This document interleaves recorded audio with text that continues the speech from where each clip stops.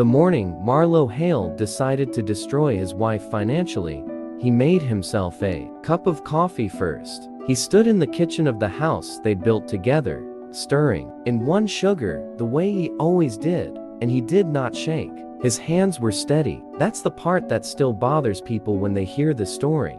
How calm he was. Marlowe had been planning this for 6 weeks. Every account, every card, every line of credit that had his name anywhere near it, frozen, redirected, or emptied by 9. That morning, he'd hired a lawyer 3 states away, so no one local would talk. He'd moved the joint savings into an account his wife, Corabelle, didn't know existed. He told himself this wasn't cruelty. This was strategy. She had humiliated him in front of his own family at Thanksgiving, told his brother things about their marriage that weren't hers to tell, and Marlowe Hale did not forgive easily. He was a man who believed the last move in any fight should be the one nobody saw coming. What he didn't know, what he could not have known, sitting there with his coffee, going cold, feeling powerful for the first time in months, was that his wife had already made her last move for days earlier. Corabelle Hale had built Hale and Winthrop Textiles from a single sewing machine in her mother's garage into a company that supplied linens to hotel chains across the Southeast. Marlowe's name was on the company letterhead because that's what you did when you got married in 1994. And everyone told you a husband's name added legitimacy. But the patents were hers. The supplier contracts were hers. The relationships with the mills in Georgia, the buyers in Charlotte, the bank that had given her the first loan when she was 26 years old and terrified. All of it had her signature, and only her signature, because Corabelle had learned a long time ago, from watching her own mother lose everything in a divorce, that you never, ever let your name be the only one that matters. She had watched Marlowe change over the last 2 years, watched him start locking his phone, watched him take calls in the garage with the door shut. She wasn't a woman who accused. She was a woman who noticed, and then quietly, patiently, moved. So 4 days before Marlowe froze every account he could find, Corabelle had already restructured the entire company. She had transferred the operating capital into a trust that existed only in her name and her daughter's name. She had removed Marlowe as an authorized signer on every business account, a formality, her lawyer told her, since he'd never actually run anything, and she had done it so quietly that even the company's own accountant, a nervous, thorough man named Otis Pruitt, didn't fully understand what he'd helped her do till weeks later, when he sat back in his chair and said, out loud, to an empty office, "Good Lord." She took the whole thing. That morning, while Marlowe sat in the kitchen congratulating himself, Corabelle was 3 hours away in Asheville, standing in a hotel conference room, closing a deal with a hotel group that would double her company's revenue. Her phone buzzed. It was her personal banking app. Account frozen. Then her joint credit card declined. Then a message from her assistant. Marlowe had called the office asking why his badge no longer worked at the warehouse. She didn't panic.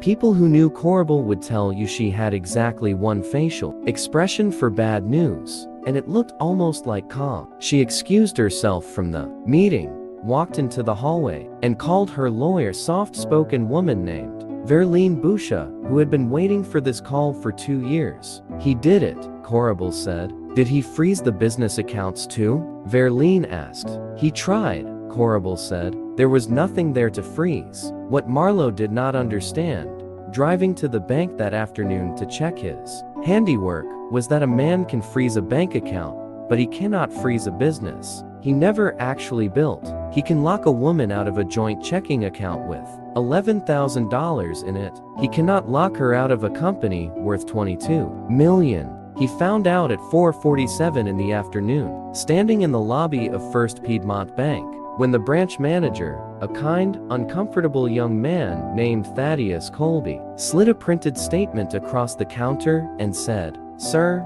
I think there's been some confusion. These accounts were restructured last week.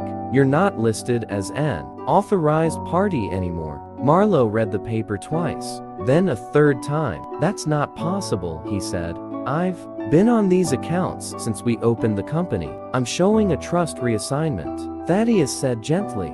"Dated 11 days ago. 11 days ago. Marlo did the math in his head and felt something cold move through his chest, because 11 days ago was 2 days before he'd even hired his lawyer. She hadn't reacted to what he did. She had already finished reacting to something else, something he never saw.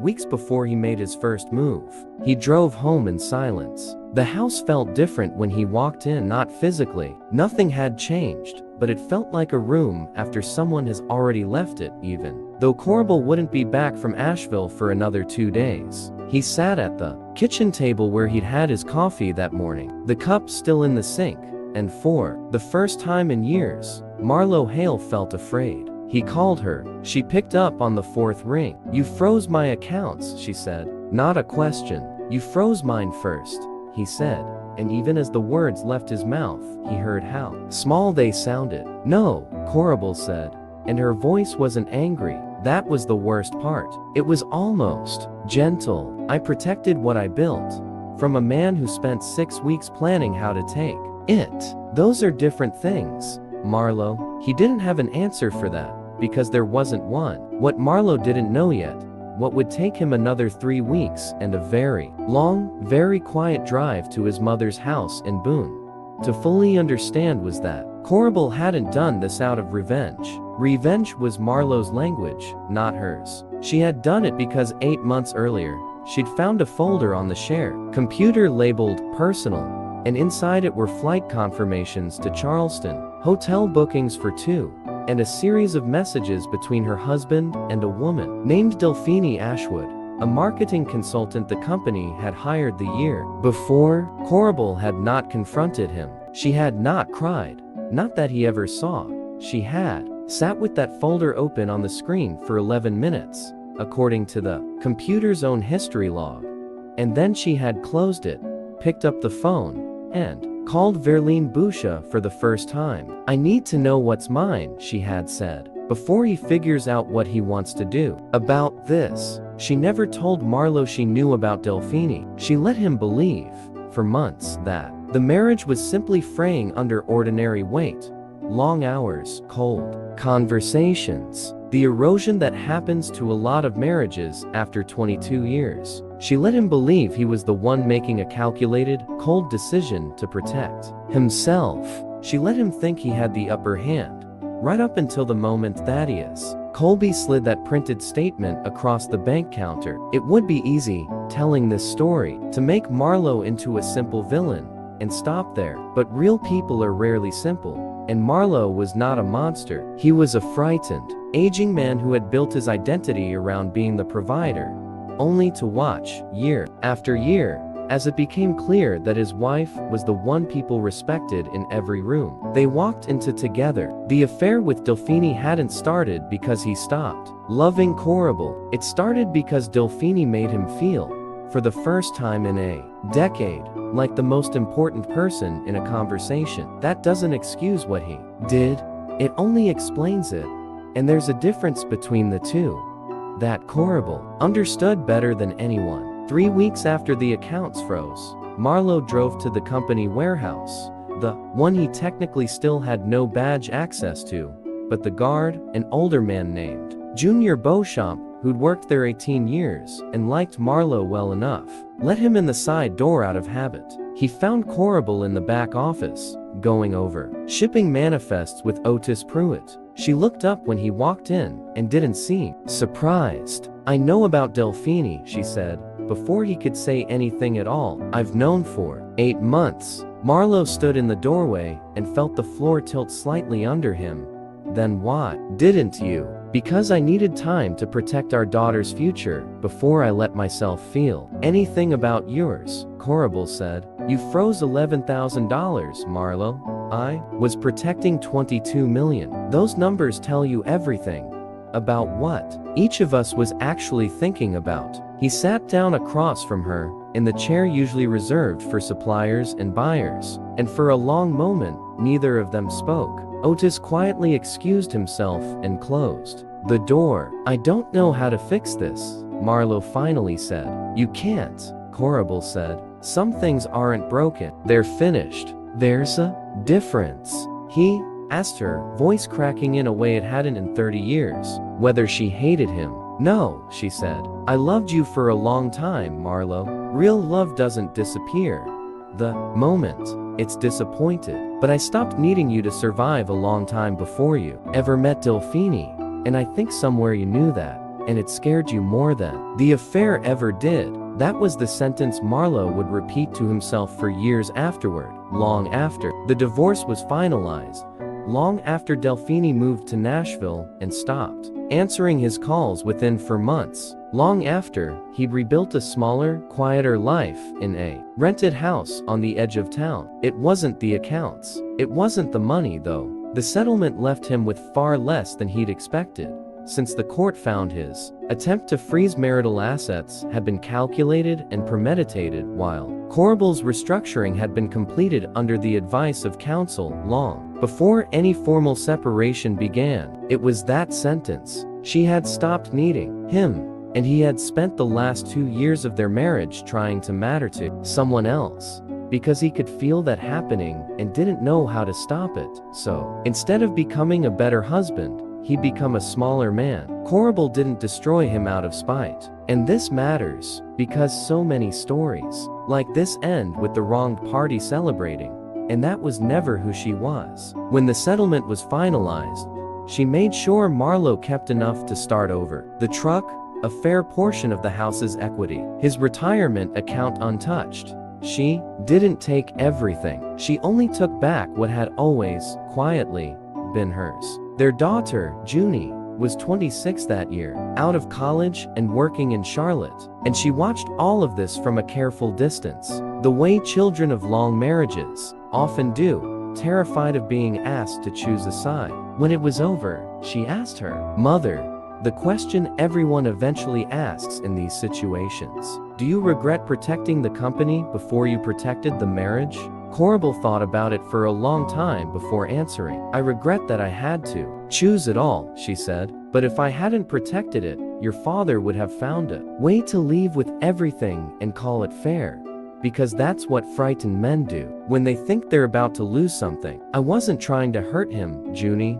I was trying to make sure that whatever happened to us, at least one of us would still be standing when it was over." 2 years later, Marlowe showed up at the warehouse again.